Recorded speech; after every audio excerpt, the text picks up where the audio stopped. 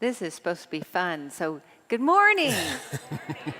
This is supposed to be great to be back together, and it is. We love seeing you from just your eyes, but I think we can recognize many of you. Welcome back if this is your first time back to in-building worship. How many of you, first time back in the building? Oh, so good. Does it feel great?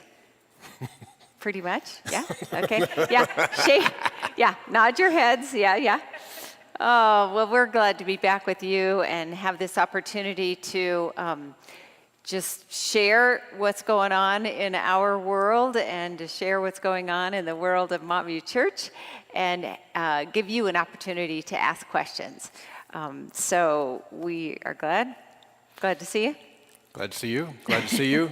Yeah, no, it's just to say the obvious. This has been such an isolating year, and so much of ministry is about relationships and being with people, and to have that taken, as I've joked, as an introvert, didn't think I would miss it that much, but I have. It's been really hard, and so the thought of starting to slip back into this feels really good. So glad you're here. Thank you for coming. Yeah. Well, why don't we open in prayer? Gracious God, for every body in the pews this morning, we give you thanks. For every voice, for every heart that is beating with the sound of the Spirit, we give you thanks. Be with us in this conversation and this opportunity to share what the Spirit is moving and doing. In Jesus' name, amen. Amen.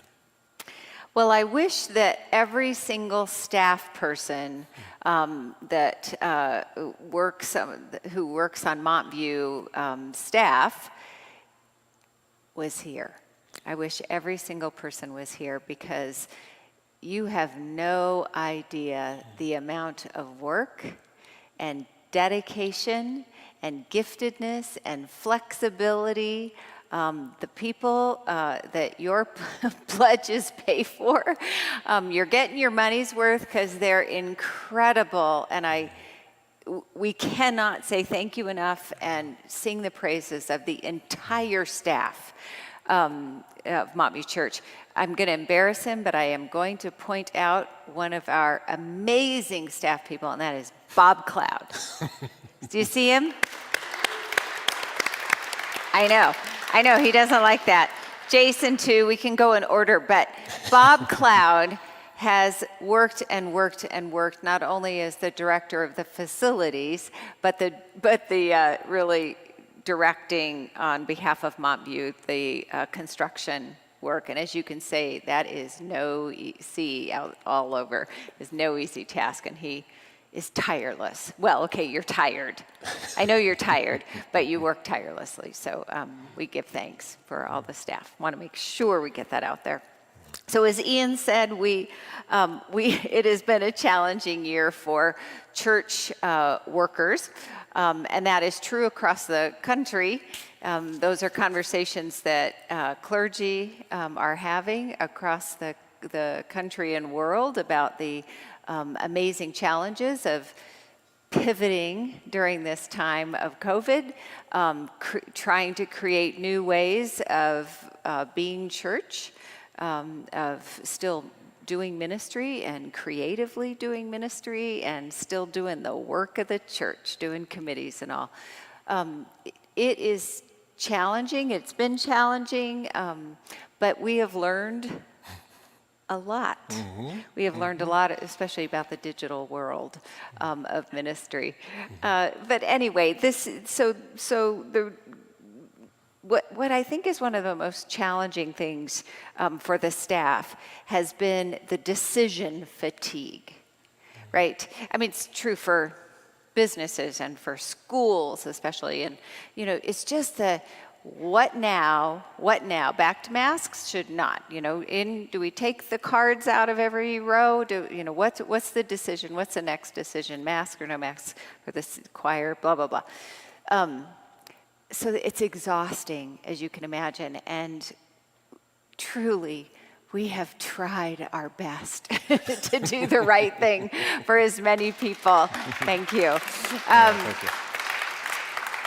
to try to meet the needs for as many people as we could, knowing that some were frustrated, some of you were frustrated, are frustrated, have been frustrated, and some of you have been so thankful for the decisions we've made. We definitely have erred on the side of caution.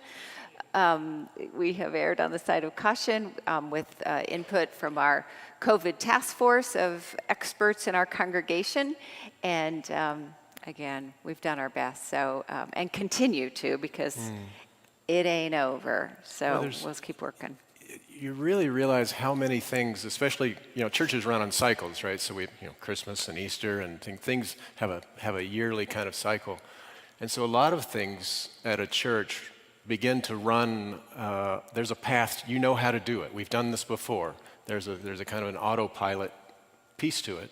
And then what COVID did was, there was no path suddenly. So now a memorial service, which everybody knows what to do, to just say, okay, everybody do your thing. And now we've got 100 decisions to make about, are we inside, are we outside? Can they have cookies after the reception? Can there be a reception? All these things that we had during the pandemic, the first part with lockdown, and then it really happened again in a different way with the Delta variant, where we're trying to figure it out in a new way. And I know you all are experiencing this too. So we just keep bushwhacking new paths to new ways of doing church. And that's that decision fatigue that I think we're all experiencing. So, yeah. Yes, definitely. A lot, yeah. We have told our staff and have worked hard at saying, that there's not going back to normal. You've heard all those expressions, but we want to get back to normal. We keep saying there's no going back to a normal, whatever that was. That this is new, and what lies ahead is new. And so we need to be open-minded and open-hearted and discerning about how the Spirit is moving in this creative chaos, and to really be careful of risking what we've been saying, risking re-injury, right? This is trauma we've been through, you've been through, our country has been through. It has been real trauma, and how to be sensitive to trauma as a congregation. And so we've encouraged our staff as best we can to look at this year-ish as the year of rehabilitation. That we don't want to re-injure ourselves. We want to take it slowly. If you've been through rehabilitation, you don't want to move too quickly, even though it feels like you can. To just take it slowly and to focus on what needs to be done. And so we're trying to keep each other accountable to that, to making good decisions, careful decisions, and not just get back into what we think the speed at which we've functioned for a long time. This church likes to do a lot of things, right? We like it.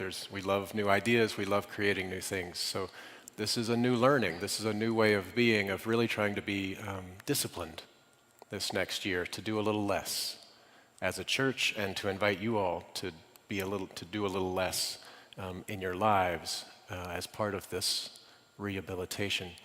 One of the things that we found helpful, and so I offer it to you all in your own lives, is we've set out some what we're calling strategic priorities. We have 4 of them. And we think, okay, if we can do these 4 things well in the next year or so, then we will have done well, and it's enough. And if we don't stay focused on these 4, it's really easy to get so scattered doing so many new things, especially since we have this pent up, we haven't been together for so long, that we might do a million things, but we won't get these 4 things done well, and they're really important. So it's not a bad strategy for your own life to set out some priorities too, and to try to do a little less and stay focused. So we thought we would share those priorities with you, and then that might set up a little dialogue. Any questions? Okay. So the first one is an obvious one, I suppose, is getting all of our construction it's our construction project. Getting that finished, getting it finished in a reasonable time frame, getting it finished on budget or close to it, and then celebrating the years really, some of you don't know, I mean, this really goes back 6 or 7 years of dreaming and then, planning. It's really exciting for, I know that you who have been elders on the session have gotten to see some of this up close.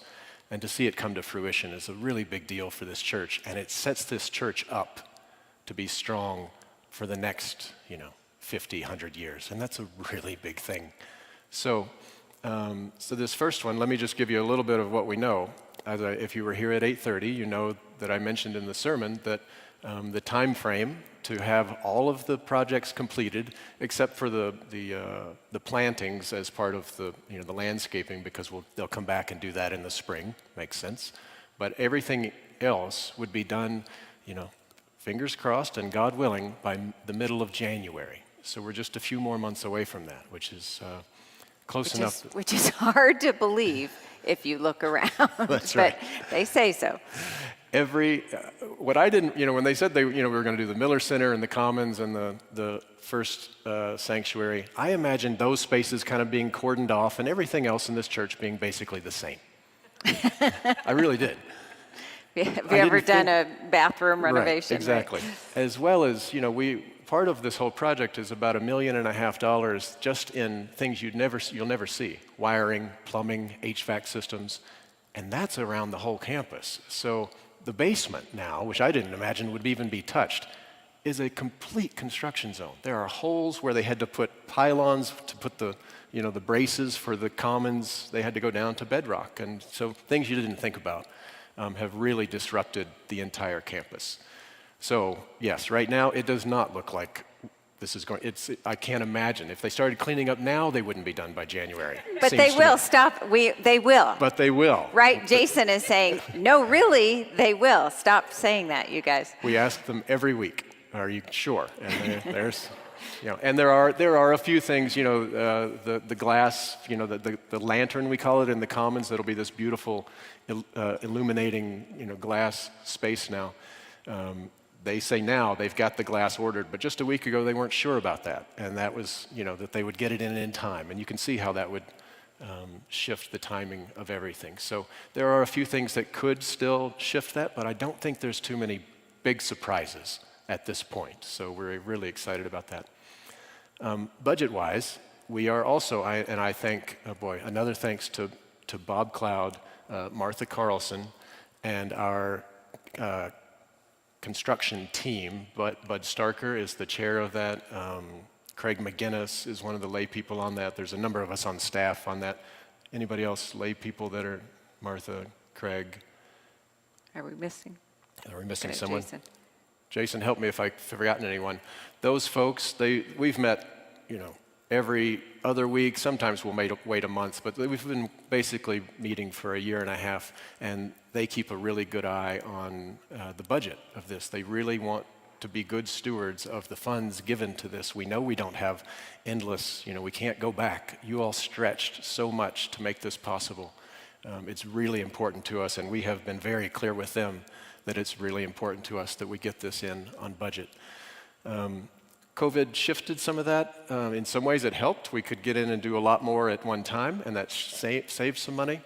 And then the supply chain issues cost us money. And so some of that has been tricky to navigate. And so right now, we're on budget, which is a great, to be a few months from the project end, and it's pretty exciting. But there are a few things that might put us over a little bit, but it's not going to be, a big surprise, which is great. We'll mention a way that you can help keep us on budget here in a little bit. More I know, would be great. Little teaser, yeah. Yeah, right. Is that it? Yep. Yeah, Oh, well, I'm going to add putting a small team together. We're inviting a small group of folks who have had kind of emotional investment of this whole process for the last 5 years or so to help us creatively think about how to reveal all the spaces come January when this place opens up. And so we're excited about that, to be thinking about celebration events for the space. So space is one of our first strategic priorities in thinking about how to keep our time and energy focused. The next one is what we're calling Connect. And Connect is, as you all know, people have been expressing all over the place, expressing disconnection, isolation, loneliness, a need and desire to get back together, to reconnect in meaningful ways.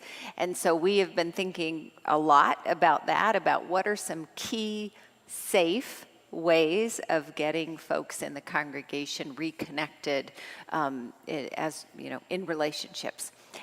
So we've been thinking about that in the different spheres of influence. Adam with the choir, you'll get to see, for those of you who were not at the 8:30 service, who are coming to the 11 o'clock service. The choir is up in the transept, and it was such a gift to hear them sing again. And so some gifts like that. Or something like a agape latte, if some of you came to that a couple of weeks ago. So what are some things we can do outside in a safe way on the plaza that connect people? It was a lovely evening, and people just multi-generational gathering of just being church together. The Delta, we had started to make plans like that, and the Delta variant has complicated some of that. But we're just know that we're thinking about that. That's one of our priorities, is how do we make space for all of us to be together physically. And after church, we invite you and encourage you on behalf of the deacons to join us for Celebration Sunday, the fun family activities done in a safe way. They've been so intentional, the deacons, of how to provide a fun return to the fall programming. One of the areas of Connect that we have struggled with in this time of pandemic for multiple reasons is pastoral care, is really caring for those in need. We've had a lot of pastoral care needs during the last year and a half. We did 13, I think, interments services within about 2 months. So we've been on the front line of doing care around grief and needs. What has come to the surface in all of this is the clear need we have for a pastor who can help with congregational care. For pastoring and congregational care. And so what we're thinking for now, what we'd like to do is do a search for a part-time, maybe parish associate kind of position for someone to really focus in on perhaps senior and pastoral care needs. Is that right? This church, for the size, is a little low on ordained clergy. So there's just the two of us right now. To give you a comparison, when I came 19 years ago, there was myself, Bill Calhoun full-time, and Cindy Curley half-time, and then pretty soon Sherry Fry as an associate pastor. So we had 3.5 full-time equivalents who were ordained. Now, it's not apples to apples, because now we have Pete Hulak, who does an amazing job of pastoral care. He's not ordained, but he still has tremendous gifts in that area, so you can get a lot done. But things like, especially memorials and weddings and things where you really want ordained clergy, ideally, we'd like to have more. We're feeling the stretch of that. So a part-time parish associate would be a really helpful next step as we grow back into the new normal. Okay. Yeah. And one of the issues around pastoral care, just checking in with people, we realize, is when you're not in space together, you don't have that opportunity to check in as someone is leaving worship. And you say, how did the surgery go? How was your aunt? Have you seen so-and-so? We don't have the passing in the halls opportunities to check in. So it's not out of sight, out of mind. That's a little harsh, but it is harder to follow up. And so for those of you who might have felt a little neglected or overlooked in your own, pastoral care needs that you have had, we are so sorry, and we ask that you extend grace and forgiveness, and know that we think about it. We don't take it lightly at all. Okay. Let me pause on that point because it's a really good one. On a Sunday, you might have 15 people who you might at least have a touch point with and say, I'm thinking of you, I know what's happened in your life, I see you. But especially given all the kind of core functions we have to pay attention to now, to do 15 extra phone calls in a week we couldn't do it. We couldn't get to it. And I think we feel a lot of guilt about that because they'd still be in our minds. You'd still be in our minds. But we didn't have that touch point that was more feasible during the Sunday and didn't always get around to making the phone calls. So I know we carry some guilt around, I think maybe we all in our own spheres this year has stretched us and we weren't able to be who we wanted to be. We recognize that for ourselves, that this has been a hard year for us to do and be the ministers we want to be. So. Right. And I'm so aware of that, of the love and care, the priesthood of all believers, the way you care for each other. Mm-hmm. And when you don't see each other, right, that it's less contact, less touch points for that. So that's a difficult byproduct of all that we've been through. Connect 2.0, and that is we are very aware now of what a hybrid digital church means, kind of. We're becoming aware of what that might mean.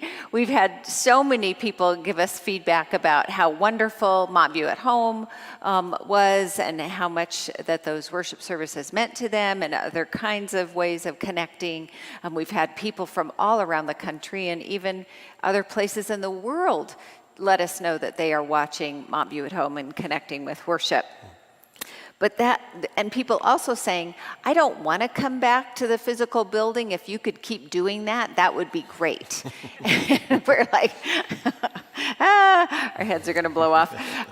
It's too much. It's a lot.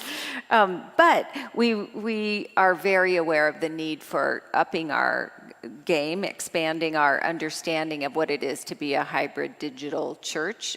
All churches are thinking about that. Here's another hire that we have in the budget line and we know that we need, and that is a digital media coordinator. Is that right? Digital media coordinator. We had Taylor Anderson, if you remember that name. Taylor is no longer with us. He went on to bigger, more technical things. Anyway, so that's a hire that we want to make and are in the process of doing that. I keep looking at Jason because these are the technical things that Jason knows. Anything? Yep. Okay, good. All right. Yeah, we all got a bit of a jump start, right, in learning how to do this. And so we want to take advantage. We've seen the benefits of people living in Minnesota who are tuning in to our services and getting something out of it. And that feels like the gospel going out in whole new ways. So it's an opportunity there. It's also an opportunity if you're skiing on a Sunday and we're doing a sermon series that you saw the first one in person, you go into that. The lodge. Exactly. You're like, I'm going into the lodge to watch church. So there's some opportunities there we want to be thinking about. Yeah. That's a good place to pause too for another big thank you. All those Montview at Home services that were so beautiful and especially all that B-roll and everything, that's the work of John Gerner, who's a member here. He's in the back right there.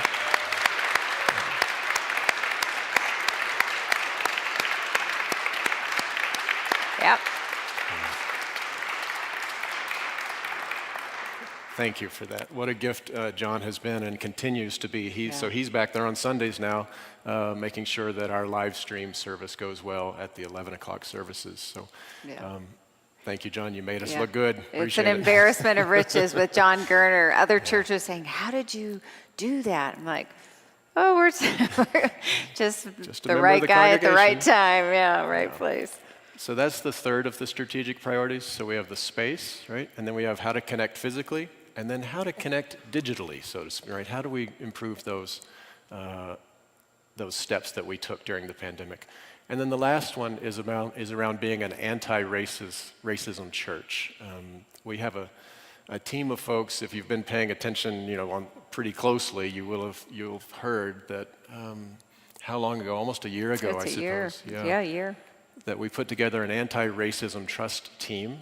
This was the next chapter in racism work that this church, as you know, if you've been around here, has been involved with, in some ways its whole existence. This next chapter, we felt, particularly with the conversation that was going on in our country, you could feel the opportunity and the openness, particularly among our white members, to have a conversation that maybe we weren't ready to have even a year or two before that. And so opening that up meant a few things. So one, this team did some work together to have a common vocabulary and build trust themselves. This is, I should name them, this is a group of 12 plus lay people. Diane Briscoe McKenzie and Leah Oliver were the co-chairs, and still are the co-chairs of the team. I see Marilyn sitting right here in the front row. She's on that team if you want to learn more about it. And then Amanda Osenga, our Minister for Youth and Families, is the staff person for it. And so they've been working to get to know each other, build some trust, and now they're at the place where they're thinking about, okay, how do we help support this church in taking its next step in becoming an anti-racism church? They think that we should be thinking about the session and the deacons, maybe committee chairs, the staff, thinking about leadership, because that's one of the ways that you really do change the culture of an organization. So they have some ideas that they're going to start rolling out around that.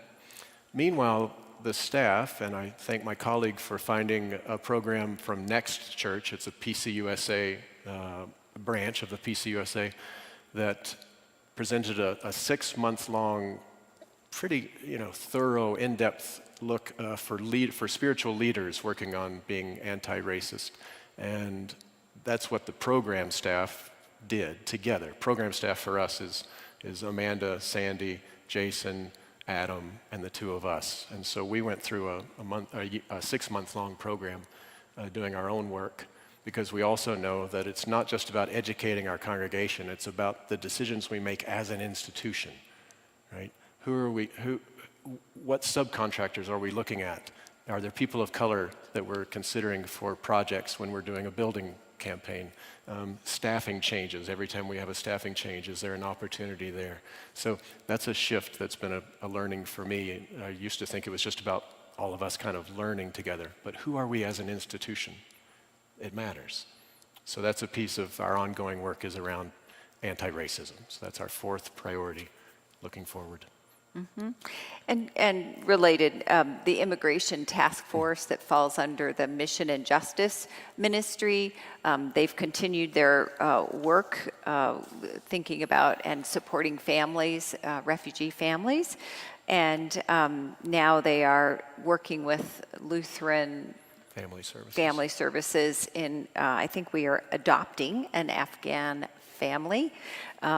So that I think is unfolding, and so pay attention to information coming out about the family from Afghan. Next Sunday, in fact, which is World Communion Sunday, they will be outside, members of the Immigration Task Force, and with all that's happened in Afghanistan, we know that we're going to be getting some refugees coming to Denver, and wouldn't it be great if this church could raise the money for a year of rent for one family, and then supported them with all kinds of wraparound support for a year to help them make this enormous transition that they have to do.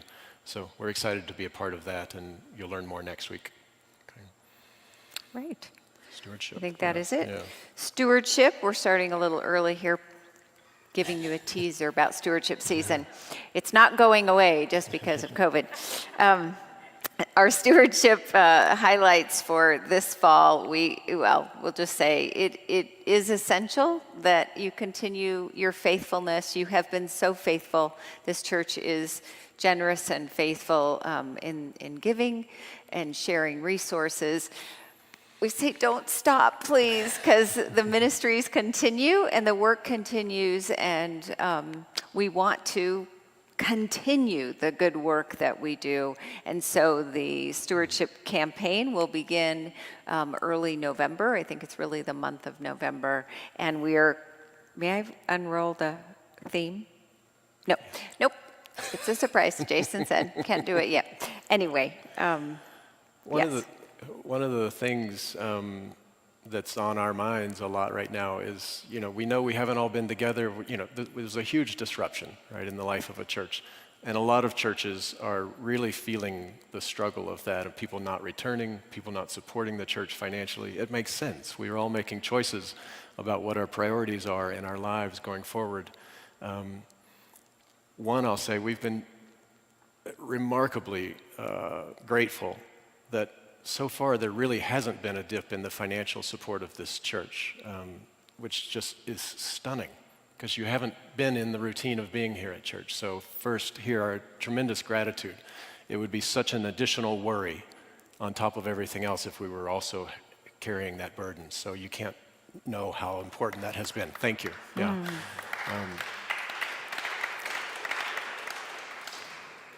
And we continue to worry about will we all return, and will the pews be full again, and will people support? Maybe some folks can't support the church in the same way. They've lost their job or things have changed for them. So this next year feels like an important one, because we also want to invest in this pastoral care, this parish associate, the digital media person. We feel these opportunities right now to be church in a new way to a world that needs it. And so if whatever you can do, know that we will be good stewards of it, and it's at a critical time, I think, in the lifeblood of this church. Can I just go and do my teaser or my thing? All right, this is back to the capital campaign. This is what I was talking about earlier. This would be a really helpful thing. Right now, we have a line of credit that we haven't touched yet. So, which means we have cash on hand. We are paying for what we are doing right now with cash. From the pledges that you've made. For the building. For the building, for the capital campaign, right? That's happening. The longer that can happen, the longer we don't touch that line of credit, the less we pay in interest on that line of credit. And meanwhile, others who can't, so anyone who can get their pledge in early helps to support that.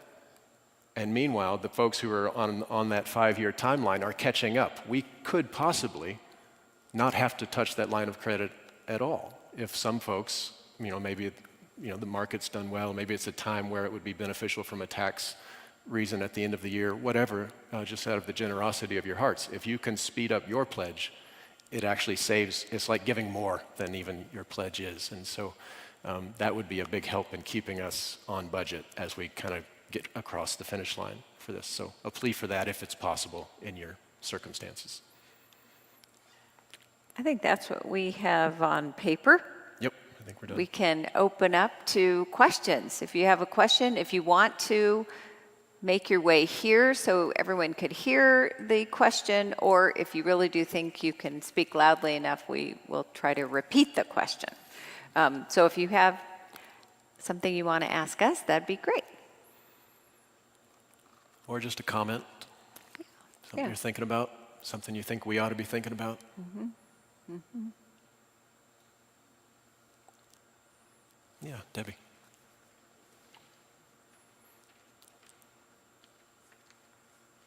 I prefer this.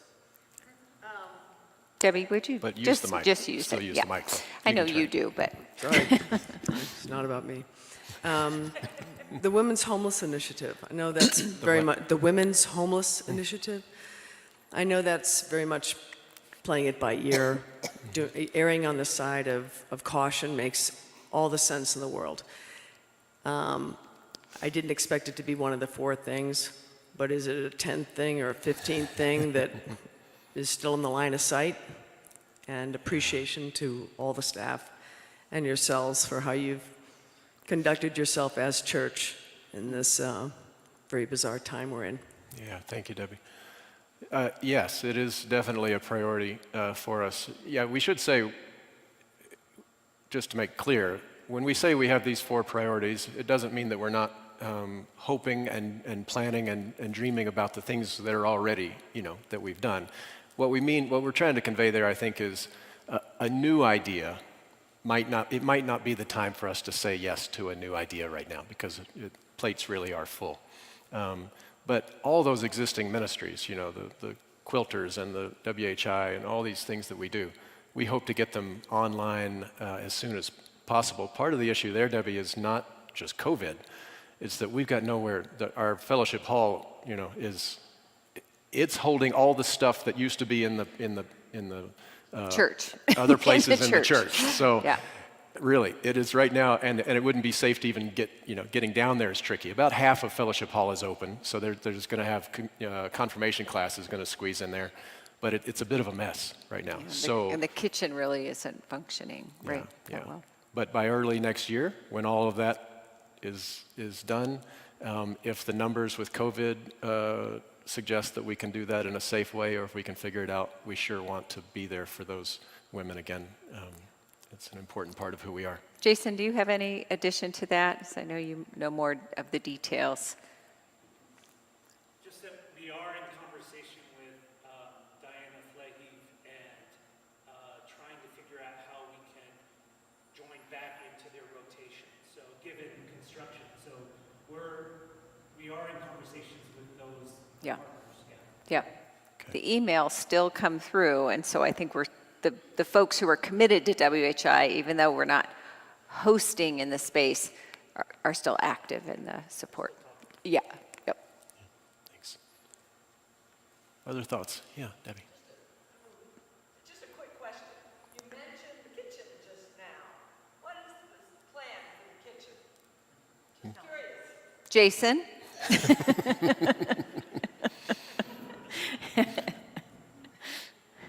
Thank you, Jason.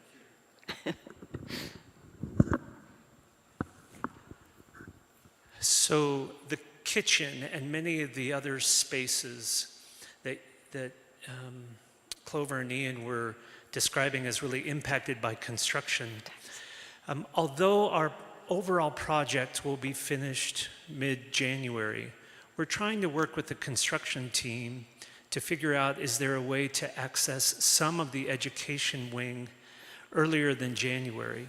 The challenge there is that we're doing life safety upgrades in the hallways, replacing doors, renovating all the windows, and so matching up when we can have guests come from WHI into Fellowship Hall, when we can get into the kitchen, is a challenging timing game. The other piece of that is, quite frankly, risk management related to having an active construction zone. So we're trying to balance the safety of having large sections of our hallways torn up and unsafe to navigate. So at the moment, we don't have, other than Sunday morning staff supervised events for confirmation and childcare, we don't have any public events in the building other than the sanctuary. As the fall rolls out, we're trying to work with our contractor to see, can we access a few of these other spaces in a limited way in the education wing? And we're pushing them and they're pushing us in a good, healthy way to stay safe and on track for construction. So what I can say is we're working on it and we don't have an answer yet. And part of that is how construction rolls out the next 3 or 4 months. Thanks. You could probably just stay up here. Yeah. More's coming your Any other way. questions for Yeah, Jason? for sure. That's okay. One of the, speaking of things coming online, our hope is that choir loft will come back online. You know, they're creating a walking bridge across the commons so that someone who needs extra help getting to the choir loft can't navigate those very steep stairs will be able to do that. And they're thinking December 1st right now, maybe a little earlier than that. So an example of, you know, it's not all going to be done on January 10th or something. We're working on getting things online as soon as we can. They know that would be a priority. You will hear the choir sing this morning, but Adam talks about the challenges of that when they're not close to the organ, which is, you know, we have a little organ back here that has pipes through here, so it's not too bad. But once they can be back next to the organ, then they can really be in full force. So. The light is terrible up there. Is the light terrible? Yeah, I mean, I couldn't see any words, so I just mumbled. Yeah, good to know. All right. We didn't notice, and we did not notice that. But yeah, the light is a little tricky. All right, other questions or thoughts or feedback? It's really helpful for us because, again, we felt isolated from you, so please. It does. Marilyn Ackerman, I just want to thank you from all 3 generations in my family for this 18 months. This is my first time in worship or in the sanctuary for church. We kept Gretchen, Jeff's mom, 92 on Wednesday, connected every Sunday remotely by computer. But I have gone to 4 memorial services in the columbarium, and I know there are other 80 and 90-year-olds who have not heard a worship service, who have not been here. And when we start, you know, they're very with it, and they're talking to us about church, and they're like, do you know anything about the construction project? They're not listening to This Week at Right. This Week at Montview. Right. I worry about that group of people. Maybe this digital person can figure out a way to, or train family members that are 62 like me to remote into their parents' computer to help people access. Yeah. I worry about that, as well as my friends like Barbara over here, who says, I love coming to worship again, but I can't hear. And I heard, you know, your wonderful explanation of the sound. Yeah. Do we have money? Are we going to plan for that? So those 2 parts, because Jeff and I joined at 22 and 23, and all of these folks are our mentors, and I care about them. They're my family. Amen. Amen. So there are a lot of folks who, in the last 30 or 40 years, built this place. They ran this place. They were the leaders of this church, and now they're at a place where, particularly with COVID, it may not feel safe to come back to church, or they have transportation issues coming back to church.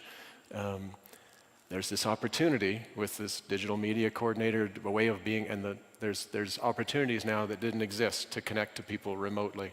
But we've got to figure out how to do them. How do you train people? A lot of it is how do you get people on that end to feel comfortable tuning into the technology? So yes and yes and yes to that one. And if I could just go on about the sound for a minute, let me let you know. So we came back after a year of just doing Montview at home, right? We'd be up here doing our little thing, didn't have to use the sound system. Came back, turned the switch on, and it didn't sound right. And we had no idea why, because no one had touched it, as far as we knew, for a year. It's not like we messed with something or changed something. So it just didn't sound right. And they found a few issues, but they're still not sure. It doesn't quite make sense why we're having the issues that we are with sound. So we've had some experts in. We've got it tuned as best we can for now. And we have 2 lines of inquiry that we're following. One, we're trying to find someone who really knows these speakers to come in and tell us what's working or what's not. Maybe maybe the life of the speaker has run its course and there's something that's happened. So that's the cheapest option, is to fix what you've got. The more expensive option is to replace these. Maybe it is just that they have run their life. And we have a lead on a sound system that we'd like to come in and have modeled for us for a few weeks. That would be free, but they're all being used in other places right now, so we're on hold with them for what may be the next sound system. But that does cost about $30,000 to put a new system in, so we're hoping to make do with what we have, but we're having trouble finding the right person to tell us what might be going on in these speakers. At least that's the latest I heard, and I know Kate's back there and Jason's here. Yeah, what do you know? So the third thread there is that we're also updating the AV system in the Miller Chapel and connecting these 2. And so part of the puzzle is troubleshooting these speakers in this space while also anticipating connecting both sound systems together. So we have 3 threads going at the same time. Yeah. There are better oh, go ahead, Kate.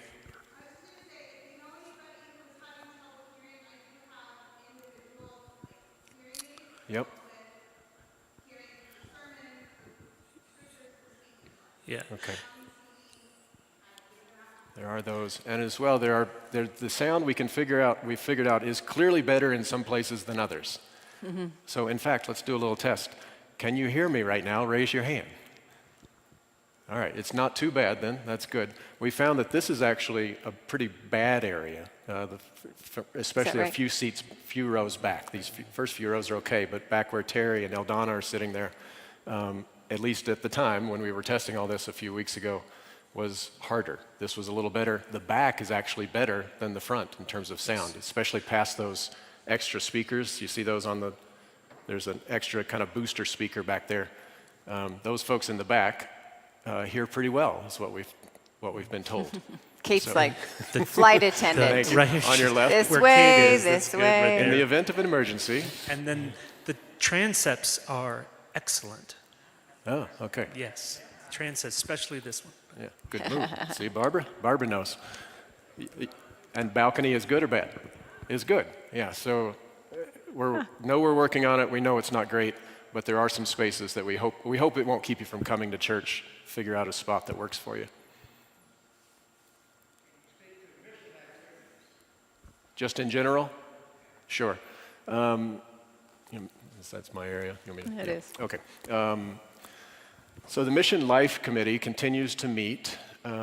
We are committed to going back to doing our 4 quarterly intergenerational events at the church, that kind of one-off things. We're trying to figure that out. We were going to try to do the Beans and Rice project that we've done in years past just next week, and decided it's just too hard with all those beans and rice. So we're looking at a different event to kick things off, probably in the next few weeks.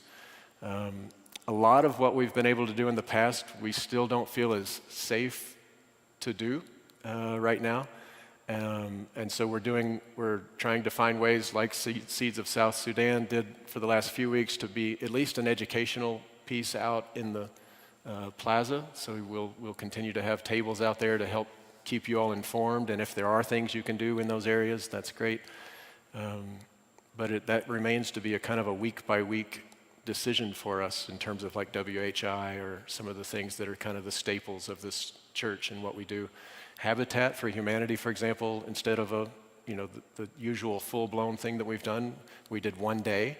There's actually another day. In fact, I'll do a commercial for that. They've got some space. It's coming up. It's in this week at Montview. October email. 23rd. October 23rd. Deadline to register is October 8th. And I'm looking at Ken because I was trying to memorize it. October 8th for the deadline. But we have how many more spaces still? Yeah, six 6. spaces there for a day. 6 more. If you We wanted need to do 6 more that. people. Yeah. Anything in particular that you were wanting, just a kind of a general sense? Yeah, it remains a kind of a week-by-week decision-making thing. Can I give you a commercial from Musana? They just went into lockdown, tomorrow, full country lockdown. Schools are all shut, 100% unemployment again. And Musana is still trying to do home packets for education. Wow. So that's a commercial for Musana in Uganda. This is one of our ministries. They've gone into full lockdown apparently there. So 1% vaccinated there. The schools are shut down. So the need is tremendous, we know. How to help in a safe way is a continued challenge. Yeah. Okay. We don't want you to walk out of this place and say, should have asked about that, or they never addressed such and such. Yeah, Paul. Paul. Oh, 7 services, 800 people a service. We're going all back. How many of you were part of last year's along Montview? We talked about that. We did the Light of Christ. That was pretty great. That was pretty fun. I think it's one of those events that we've heard people say, you can never go back now. You have to do that between services. We are talking about it, Paul. We're not exactly sure. We will have some Christmas Eve services as long as everything keeps going in the right trajectory. But Yeah, our hope is to be back in this Yeah. space. We may probably need to put some limited limits numbers. Yeah, limit the number of seating. maybe registrations. Yeah, Yeah. we'll keep it. We're thinking a lot about it. Yeah.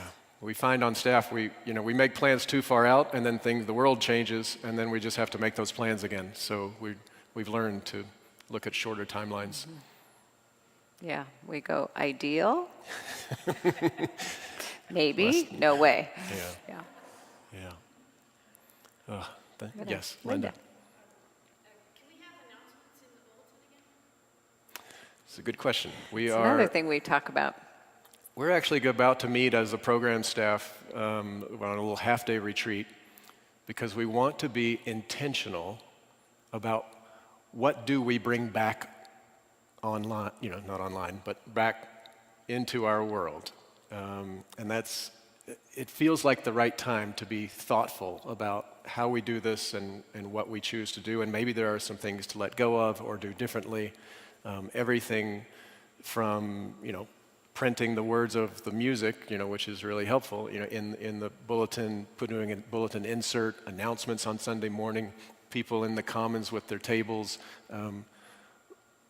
Let's don't assume that we should just go back without thinking about them first. And there might be smarter ways to do it, ways of doing it that aren't as taxing as a staff. The bulletin insert it takes up a fair amount of time, for example, to make sure we get all that right and communicate it. And we don't have the printing capabilities that we had before. We don't really have a printing room right now. Yeah, so all that in-house stuff that we can't take for granted. So it definitely is in conversation. We're just not we haven't found a sweet spot on that yet. Yeah, we eliminated that position that is in that printing office. It worked out great. We didn't have, the person in that space moved on to something they wanted to move on to. And it was perfect timing for us because we had no printing for a year. So now we're trying to figure out, we're kind of limping along a little bit with the current staff. We really need to get this position hired before we can do a full-blown, robust printing. So that's part of the issue too.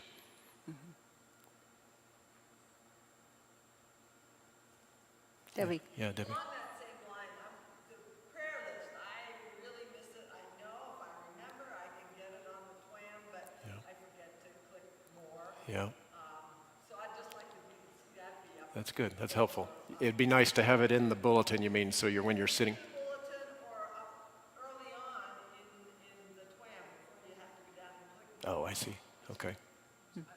Yeah, I think it's only on the It's on Sunday the worship on Sundays. That's the email that it's in. Yeah, It's not the TWAM. It's in the worship on Sunday mornings. Always, the last thing on the word, and the death announcements. Yeah. Good, thanks. Yeah, part of it is I know we're asking more of you to be able to communicate. We're putting construction updates every week, but you've got to figure out how you navigate to You get to got to them. look at them. When people ask us, it'd be great if you kind of showed what's going on. We're like, oh, wow, okay. Every week there are construction updates, and we know they're digital. We know it's in the email, in the weekly email, but they are there, and they're also on the website. Every week's announcement of what we've done, both visually and the text of describing what's going on in the construction. So we do encourage you to. I know it's going to take a little more work to search, but we encourage you to do that. Supper clubs. Supper clubs will happen this year. You can still sign up. So if you haven't done that, that's a monthly gathering, this time from November to April. We're starting a month late. We're using the theme... Reimagining well-being. Thank you. Reimagining well-being. It's based on an adult ed series that'll start next week. We'll use some of that material, and Clover and I will do a video. So we encourage you. It's a great chance to meet some people if you're new to Montview or just want to meet new people. It's pressing on. It's happening. Yeah. Yeah.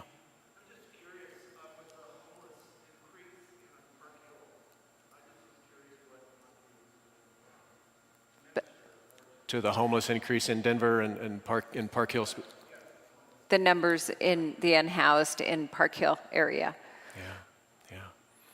Yeah. And are you asking specifically, may I ask, about the SOS At the church safe family. space camp at the Park Hill United Methodist? Oh, Okay. Well, I think individually, let me just try to answer that. Individuals in Montview Church, I know, have been very active and engaging in the volunteer corps that has been helping there. We haven't in a direct way, other than relationally. We know the pastor there well. So relationally, we are involved and supportive. And we have not taken that on as part of our mission and ministry in that way, but I know a lot of you have and been engaged in that. But we are very aware of the crisis in lack of affordable housing and the growing numbers of the unhoused in Denver. Yeah, and I was in Seattle a few weeks ago. Wow, we are in crisis in this country, for sure. Thank you for asking. Okay. How about civic engagement opportunities in the TWAM, like Together Colorado's homelessness stuff? Are people seeing that and engaging in that? Maybe. Yeah. With the election coming up, there'll be more stuff in the TWAM, Yeah. ways they can engage. Yeah. So Maryland's sharing that they're watch in that This Week at MAVU email for opportunities for civic engagement. Very civil, Civil, too, please. Civil too, yes, would Yes, be nice. yes. Especially with, as the fall approaches, different legislation that comes forward. That's our main way to communicate with you right now is this email that we send out in the middle of the week. And that's where we'll put things, and we know you just have to scroll down, but just because it's lower doesn't mean it's less important. So please scroll if you can Yeah. take the time for it. I know it's a lot. Yeah, it is a lot. Let's just say that again. It is a lot. We know you get emails from us. We know that This Week at Montview, which we affectionately call the TWAM, it comes out on Thursdays. Our little video is right at the top. And again, we know you get inundated with emails, but the stuff is in there. So look at it. Scroll it all the way to the bottom. It'll take you 60 seconds. Just know it's in there, and we're trying to encourage. What's that? Yeah. And help your friends, and not necessarily older. Yeah, just help. Yeah, share information. Anything else that you want to raise up? Yes.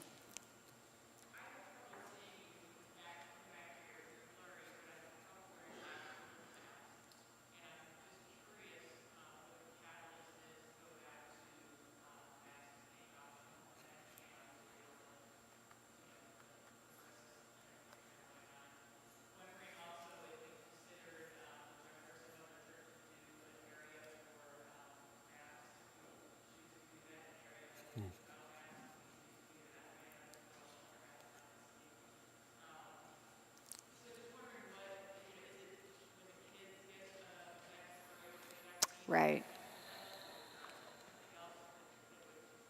Right. Yeah, Kathy, good question about what our thinking about masks, going back to mask optional, maybe a certain area of the sanctuary for people who want or need, masks. I think right now it's a week by week kind of thing, but we are being very sensitive about the children who are not vaccinated. The Children's Committee did a survey of families, I think focusing especially under the 12 and under, and how they were feeling about kids gathering in the sanctuary or out in rooms and all of that. And there was a very much a cautious response to that. So an appreciation for masks on the part of adults, especially if kids are in and around them. And so that's where we've been erring. Now, some of the projections seem to be better. Some of the modeling I've heard this morning, maybe we'll do more of a mask optional earlier than I think. Look at Jason, maybe. We talk about it all the time. It's the thing we talk about. It's like on our agenda, masks. So, yeah, we want to respond to that. One of the challenges for us now is that we do not have state public health guidelines for houses of worship anymore. So, which we did, a year ago. So now we're navigating other key public health sources, including the decisions that Denver Public Schools is making, the CDC guidelines on how our county's numbers are vis-a-vis their recommendations for indoor mask wearing.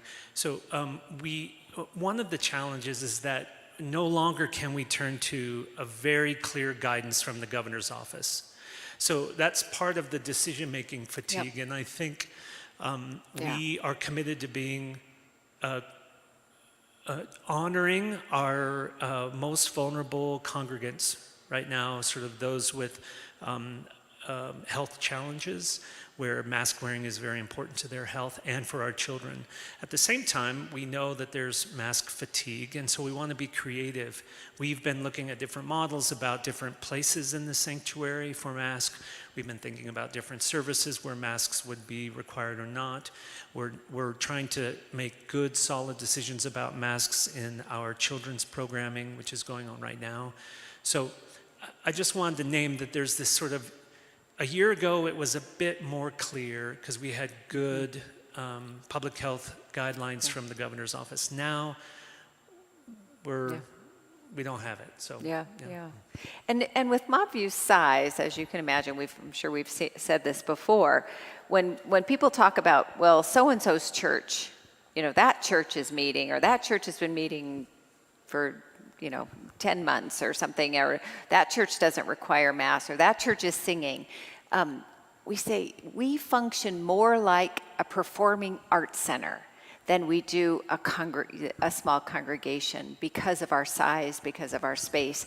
And so our issues are different than Messiah Lutheran Church down the street. I mean, we just have to think about different issues around these decisions. So Kathy, there was no answer in that. Thank you.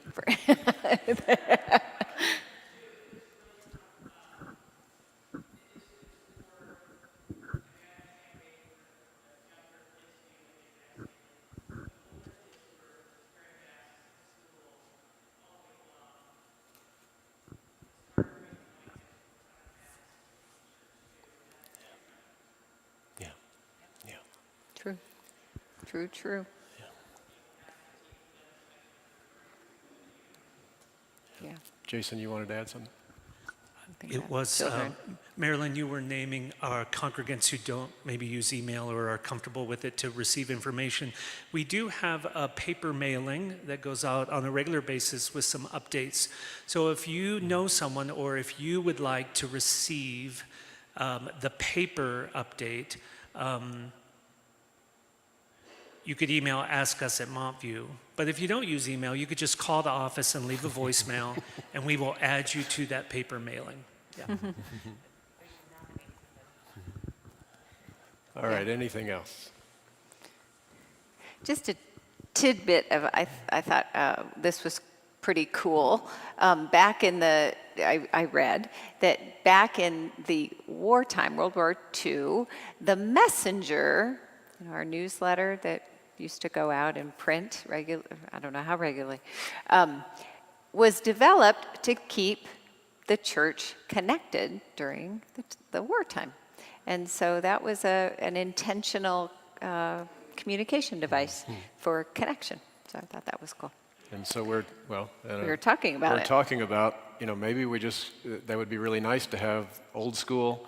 This is with the help of Linda Oro's thinking, maybe we just need to go back to something like that. Maybe it's just talking about what we've been doing and just giving you a sense of the life of the community so that we feel at least that something other than that digital This Week at Montview email, which is great, but we know how we're all tired of looking at screens too. So thinking about that may show up soon.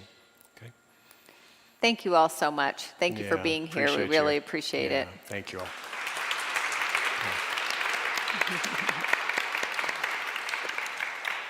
All right, we'll see you in worship.